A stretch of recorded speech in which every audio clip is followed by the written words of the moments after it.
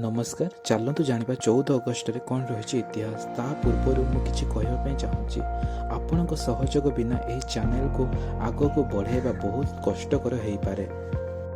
जदि आपण मैंने प्रतिदिन किसी शिखा पाँच चैनल माध्यम तो प्लीज सब्सक्राइब कर दिंतु यह चैनल को। धन्यवाद।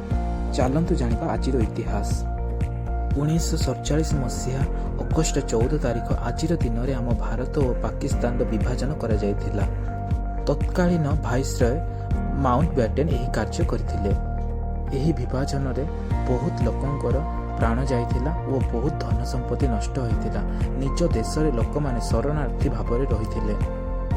प्रति वर्ष अगस्ट 14 तारिख रे पाकिस्तान तार स्वाधीनता दिवस पालन करिथाए, कारण अगस्ट 14 तारिख रे पाकिस्तान देशर सृष्टि होइथिला।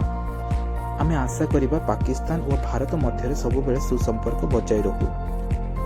आज दिन 14 अगस्ट 1968 रे मोरारजी देसाई को मिली पाकिस्तान सर्वोच्च सम्मान निशान पाकिस्तान। मोरारजी देसाई होउचंती भारतर प्रथम नॉन कांग्रेस प्रधानमंत्री। 14 अगस्ट 1862 मसीहा आज दिन में बॉम्बे हाईकोर्ट प्रतिष्ठा होता। धन्यवाद। प्लीज ये चैनल को सब्सक्राइब कर दियंतु। नमस्कार। आपणक भल पाइबा और आपणक सपोर्ट निहाती आवश्यकता रही नुआ चैनल को, सेथिपाई दयाकोरी एही चैनल को सब्सक्राइब कर दियंतु। चलतु एही स्वाधीनता रे नेबा एक शपथ, आम परिवेश को दबा एही मारात्मक प्लास्टिक ठारू स्वाधीनता और आम आगामी पीढ़ी पाई ए परिवेश को सुरक्षित रखिबा।